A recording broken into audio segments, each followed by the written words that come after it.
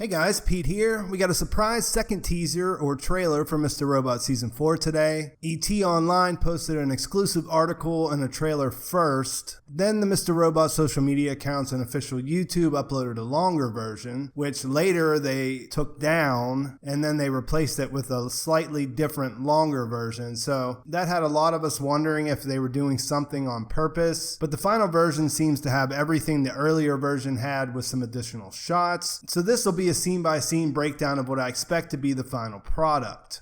The new Season 4 trailer opens with a shot of Elliot's face. In the background, we see what looks like the same hallway from the Back to Work trailer that caused a lot of us to question if it was someone different dressed up in the blue jeans wearing Elliot's hoodie. This trailer muddies that water a little bit more because in this shot, we see that Elliot himself is in a hallway that looks similar to the blue jeans shot. We see this again at the end of the trailer, so I'll come back to this. The narration picks up and we hear Elliot say, "Is she listening? Of course she is. She always is." While he's saying that, we get a shot of someone turning up what looks like a volume knob and see some screens of audio software. The she that Elliot is talking about is Whiterose, and we get a shot of her at her island residence. In the first trailer, we only saw her dressed as Minister Zhang, and here she's wearing a dress. It's a weird shot though because she doesn't have a wig on, and there's this strange glitch cut kind of thing as her expression changes. I'm not sure what's going on with that because it looks like it's clearly intentional, like it's supposed to look like it's glitched a little bit. Wig on or not, Whiterose looks somewhat pleased here, which is a contrast from the first trailer. After that, we get a cool looking overhead shot that doesn't give much away. There's two characters sitting on that bench. You can see a little bit better in the first trailer that came out because the words were different, but you can't really make out who it is. That cuts to a body being loaded into a coroner's van that looks like it might be in a wooded area. There's another van or a different vehicle parked in front of this one, and as we move to the next shot of Dom, it feels like these two shots are connected. It isn't clear if they're happening at the same time, but the background does make it look like the same general location. We did see a coroner's van in New York City in the first trailer, but neither one of these seems to be that same van. Dom is looking at a burned out van, and of course we see Elliot and Mr. Robot burning a van later in the trailer. This is most definitely the fire we saw them watching in the first trailer, and we get a better idea of how all this stuff outside the city is connected. The voiceover continues, "See what's going on out there. What happened? What's been happening?" We get confirmation that this is Phillip Price approaching the Evil Corp building in street clothes like I mentioned in the first video. I mentioned he was the most likely candidate, but that it seemed odd for him to be out front dressed down if he was still the CEO. Seeing these close-ups of him does make you wonder if he's been removed from that role. There's a quick shot of someone walking through a server room or a server farm with a flashlight, and then we see the shot of Elliot and Mr. Robot working in the Allsafe building again. The voiceover continues, "We let this go. Whiterose will destroy the world." There's a shot of Elliot running down the street, and it looks like he's being chased by the police here. There's a banner up above that says scores, and that means this is probably connected to this shot we see later where he's exhaling against the wall on the street. This is followed by a shot of a street light turning red on a quiet road somewhere outside the city, and we definitely notice there's a traffic camera above it. There's another shot of the bloody phone, which we've already seen. We hear Elliot say, "By the next week we'll be dead," as we watch Whiterose getting ready in the mirror, and then we cut to Elliot standing on a crowded platform as the subway arrives. In the shot, Mr. Robot standing right behind him. There's a quick shot of someone turning up the volume on a keyboard, which looks by color anyways to be connected to that first scene where we saw them turning the knob. And then a shot of Elliot running down a hallway that looks industrial in that it has no windows and there are exposed pipes running along the ceiling. That cuts to an interior shot of Grand Central Terminal. We hear, "We don't have a lot of time." We see that the clock shows the time as being just before 12. We see Mr. Robot there walking with an earbud in his ear, and since it looks dark outside, I'm guessing something is supposed to happen at midnight. There's a clock ticking in the background, and then we hear Whiterose's watch beep. We see her touch the watch to turn off the notification and get a close-up of her face as she exhales.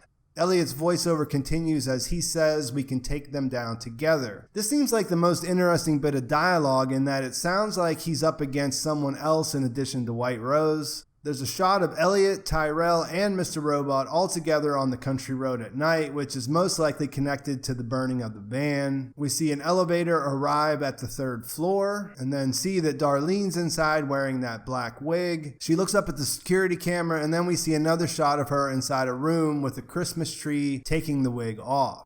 After that, we watch Whiterose come down a staircase in what looks like a palatial home. There are armed soldiers following her, and there appear to be dead soldiers everywhere. The fallen soldier she's passing looks like a Westerner, but you can't see the faces of the ones that are following her. As she walks, we hear Elliot angrily say she's going to pay for what she's done. And there's a shot of him pounding his hands against a window as he continues, "She can't hide from what's coming for her." As he's saying that, we see an overhead shot of Price sitting at a table in the museum. We see what look like Dark Army foot soldiers approaching the table, while a figure that could be Zhang is looking on. What stands out about this shot is that there is what looks like a phone and tablet on the table along with 2 glasses of champagne. So Price was having a discussion with someone who got up and left. It could be that it was the man standing with his coat on, holding a hat, and that could be Minister Zhang. I don't think we could say either one of those things is definitely true, but I do think we can say that it looks like the other 4 guys are rolling up on Price for sure.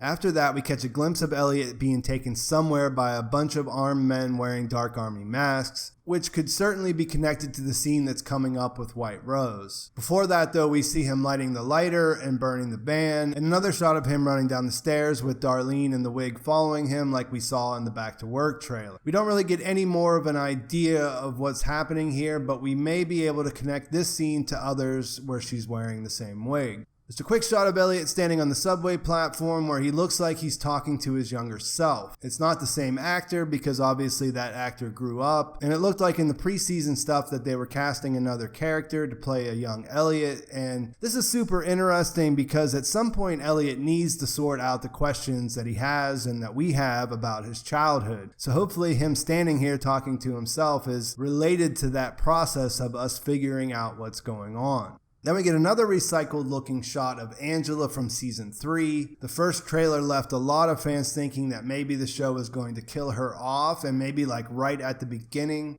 I haven't really bought into that idea yet. I tend to think they could just as easily be holding back scenes that she's in because they might be too revealing about where the story is headed. Either way though, we don't get a new shot of her. A little later we see a close-up of what looks like her eye, but that isn't exactly a proof of life. Besides that shot of the eye, we get a couple more of Elliot running before we cut to him and Whiterose in a room together. There's a poster on the wall that says, "When a door closes, a window opens," which feels like not only a callback to Elliot's fall, but also to Angela's meeting with Whiterose at the end of season 2, where we saw her standing in front of a poster. They're not exactly the same, but it has that feeling to me. Whiterose says, "Mr. Alderson, I've been looking for you," and I suppose the fact that these two will be face to face in a room in season 4 is the big reveal of this trailer. We get one more shot of Elliot approaching a door in a hallway, which is similar to the blue jeans shot in the first trailer and the one I said I would come back to. The wood accents on the sides of the hallways look the same in both scenes, but the doors are clearly different. In this trailer, it definitely looks like Elliot approaching the door, while most of us agreed that the character wearing the blue jeans in the last trailer didn't look like him. And at least as far as I'm concerned, this makes it clear. Are there 2 different hallways with 2 different doors in the same building with 2 different people approaching them? I can't say for sure, but that's the way I'm leaning. I have no idea why it's important. This door here stands out to me because it doesn't match the architecture of the building. I mean, it looks like a door from somebody's house. So make of that what you will.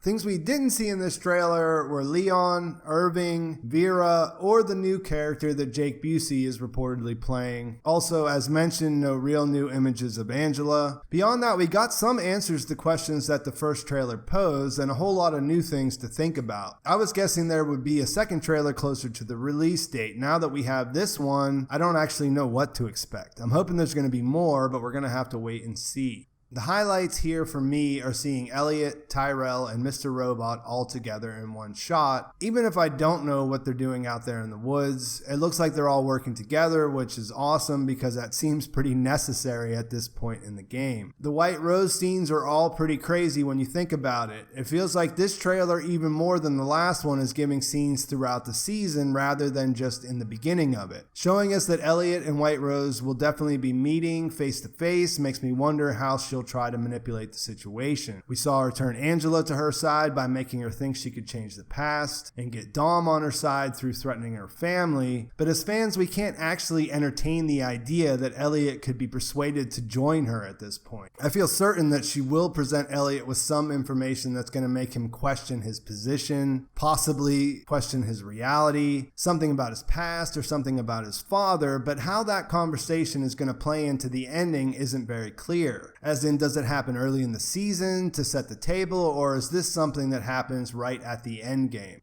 More burning questions I have are, is Price out as CEO of E-Corp? If he is, would that mean he is more dangerous and useful to F Society? What's going on with all the dead soldiers in that staircase shot of Whiterose? What's Elliot burning in the van, and is that scene connected to the coroner's van that we see outside the city? Why does Elliot say that in a week they could all be dead? And what does that mean when he says that we can take them down together? There's lots to think about, so let me know in the comments what you think. Please like this video if you enjoyed it, and subscribe to my channel if you haven't already. In the age of streaming, it seems like preseason interest from casual fans is at an all-time low, but I'm still going to be covering everything related to Season 4. I've had so much fun following this show and picking it apart between episodes since I started back in Season 2. I'm going to basically continue making them whether anybody watches these videos or not. I can't wait to see what happens and how they wrap this story up. So thanks for watching. I'll talk to you soon.